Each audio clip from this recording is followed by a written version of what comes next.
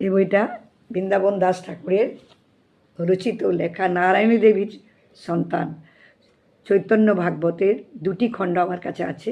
বহু বছর ধরে, 20 বছর হয়ে গেছে। আমি গম্ভীরা থেকে এ দুটো কিনেছিলাম, পুরীধামের গম্ভীর, যেখানে মহাপ্রভু 18 বছর ছিলেন, সেখান থেকে এই বইটা কেনা আমার। দেখো বইয়ের পাতাগুলো এখন লাল হয়ে গেছে। আমি পড়েছি, কিন্তু কাউকে পড়ানোর সুযোগ হয়তো হয়নি। কিন্তু আজকে ভগবান যখন দিয়েছে, তোমরা একটু আস্বাদন করো না।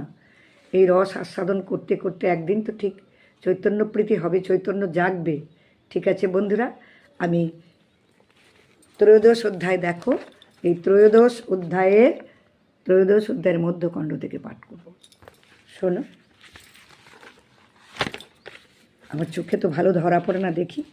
জয় জয় মহাপ্রভু শ্রী গৌর সুন্দর, জয় নিত্যানন্দ সর্ব সেব্য কলেবর।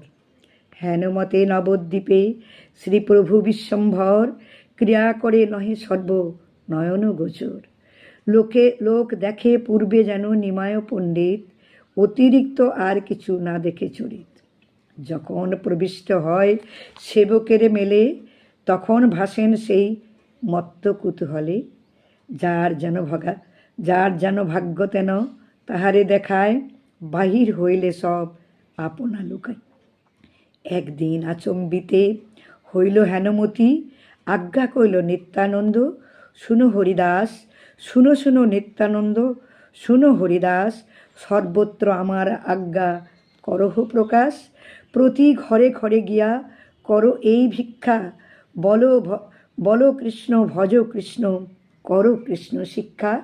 ইহা বহি আর নাহি বলাবে না বলিবা, দিন অবসানে আসি আমারে কহিবা।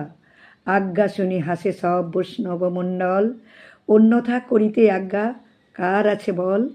হেন আজ্ঞা যাহা নিত্যানন্দ শিরে বহে, ইথে অপ্রীতিত যায় সে সুবুদ্ধি নহে। করে অদ্বৈত সেবা চৈতন্য না মানে, অদ্বৈত তাহারে সংঘারিবে ভালো মনে। আজ্ঞা শিরে করি নিত্যানন্দ হরিদাস, ততক্ষণে চলিলেন পথে আসে হাস। আজ্ঞা পায় দুইজনে বুলে ঘরে ঘরে, বলো কৃষ্ণ, গাও কৃষ্ণ, ভজহ কৃষ্ণেরে। কৃষ্ণ প্রাণ, কৃষ্ণ ধন, কৃষ্ণ যে জীবন, হেন কৃষ্ণ বলো ভাই, ইহ এক মন। হরে কৃষ্ণ, হরে কৃষ্ণ। নমস্কার। ঠিক আছে।